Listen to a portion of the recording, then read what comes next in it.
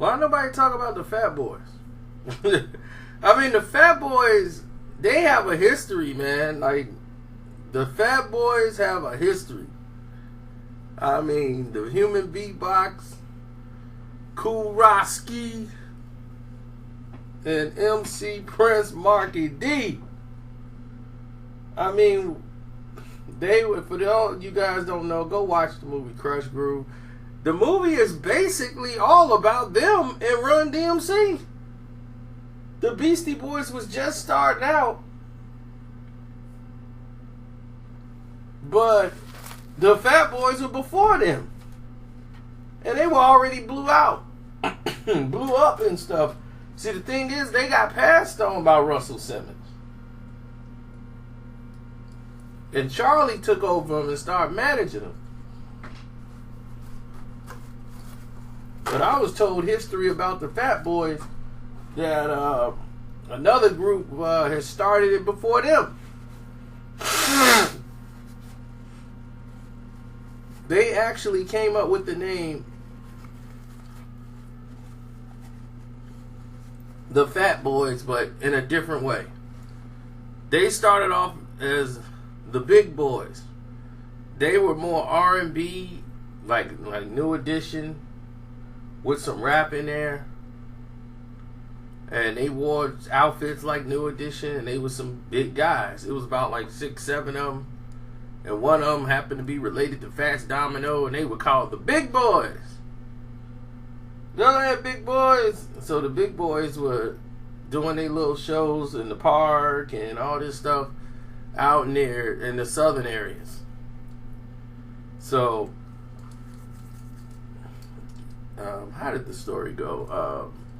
Like, as they got older and, you know, they started to wanted to get serious, they kind of condensed it down to like 3, 4 members, and then they were called the Heavyweights. Then they had like some R&B with some rap to it, and then they had Living Fat, some song called Living Fat, Living Fat, and the lady was, I'm living fat. So they never got a record deal. They recorded some songs that didn't go anywhere, but they were in a local area, and somebody heard them and had the idea of doing this. And this was at the same time the Fat Boys was the Disco 3, and they was just coming out, and they decided to call themselves the Fat Boys. And it worked for them, but didn't work for those guys. The Big Boys, who went and changed their name to the Heavyweights and everything else, but they were the Big Boys. And they had some movement where they were on television, and they performed for, who was it? Biz Markie, Curtis Blow, oh my God, I can't even think of everybody's name. Basically, everybody, Dr. Jekyll, Mr. Hyde, all them people that were there at that time, they were at this talent show, you know, to show up, to see the kids, Russell Simmons. So when they saw the Big Boys and they was doing their steps to be that big and doing their moves, you know, when they saw the Fat Boys come around, it kind of brought them to the mindset of, man, this could work. I just seen something like this before called the Big Boys. So I don't know if that's where they got the name, but it was rumored that that's the way it came from. And you know how it is in the streets. People always taking some credit for something and saying, man, they stole that from the Big Boys, man. The Big Boys are back. That's them. I'm like, okay. The Big Boys, all right. And then they changed their name to the Heavyweights. Nobody mentioned that, but all right, whatever. But anyhow, nobody talks about the Fat Boys, and they started out with 2 gold albums back to back. Fat Boys is a large song. Fat Boys Are Back was large. And their third album was the worst album they ever put out. And then they bounced from that to come out with a platinum album, crushing, with the Wipeout song, which is the biggest song they ever did in life, and they did it with the Beach Boys. They did songs with Chubby Checker, twisting, you know. But that's what they should have been doing from the jump. They just had the management that they had was trying to put them in a lane like everybody else, and it was just too many people in that lane. When Run DMC did Walk This Way, and then they come out with the Beach Boys, Wipeout, and then the video for Wipeout. Then in the video you see Ray Mancini in the video with Macho Man. Them the two people everybody wanted to see fight at the time. They wasn't even still fighting, but they got together to do the video. And that fight never took place yet.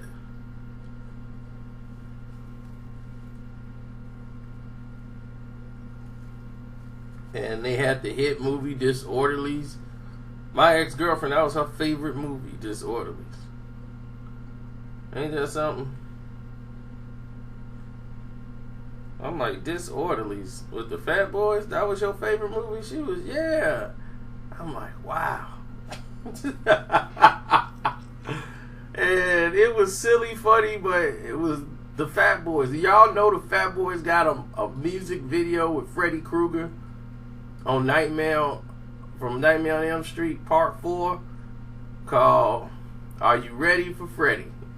And the real Freddy Krueger is in the music video. Robert Englund is in the video. Are you ready for Freddy? Freddy! This is what Freddy, I told you, he became the celebrity of the movie.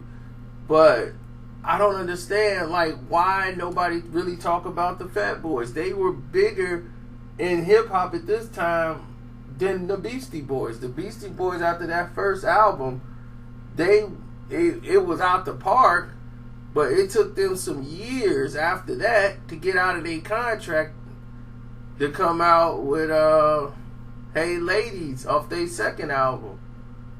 They had to get away from Russell Simmons and that whole mix over there, and you know, they was like, man, we getting robbed. So they started coming out with their own songs.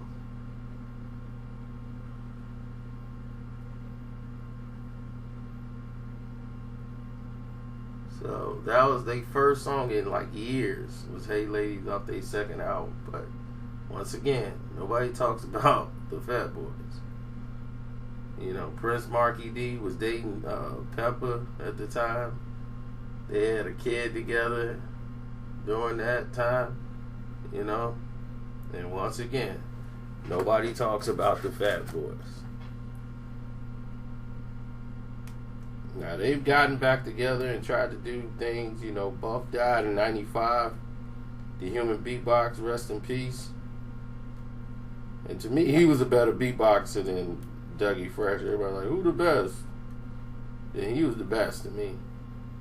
Now, I like Dougie Fresh, but you know, he was popular for it, but the Human Beatbox was a monster. You know, he had the size to go with it, to put that extra bass on it. So beatboxing was his thing. So they was trying to come out with a reality show to see if they could find a third member. Those things never work, you know, but it's a check. So I don't know whatever came out of it. I think they scratched that idea. Then came the idea, or the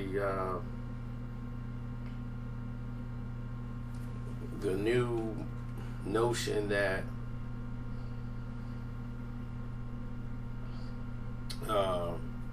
they were going to do a tour with Dougie Fresh being the mouthpiece for the Fat Boys. You know, he was going to be the third member and do the beatboxing scenes.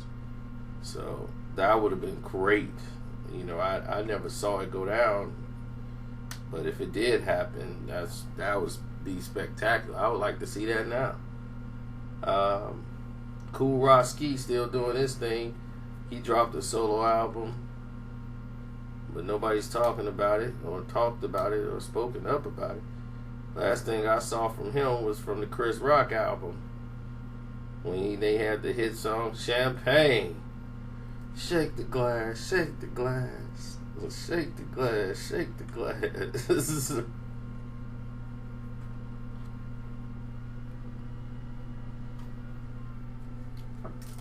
Kool Rock Ski in the place to be.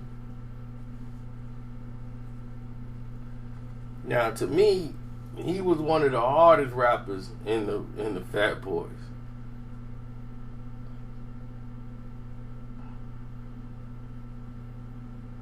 Like, I like Kool Rock-Ski the best. But on certain songs, you know, Prince Marky D, he was the romancer. So he was the one that's gonna romance the ladies.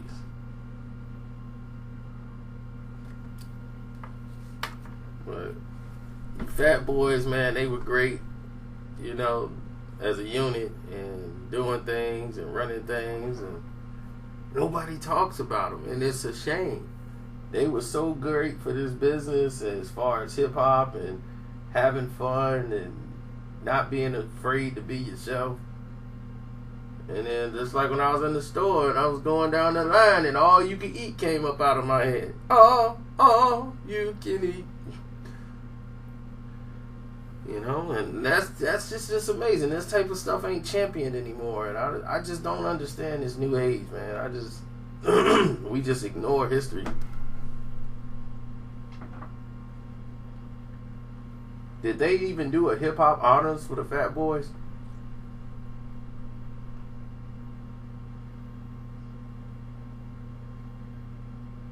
I mean, I've seen a lot of people who haven't sold any records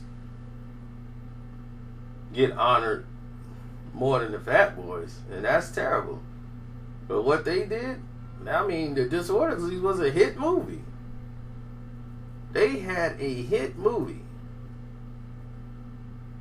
that wasn't really about rap.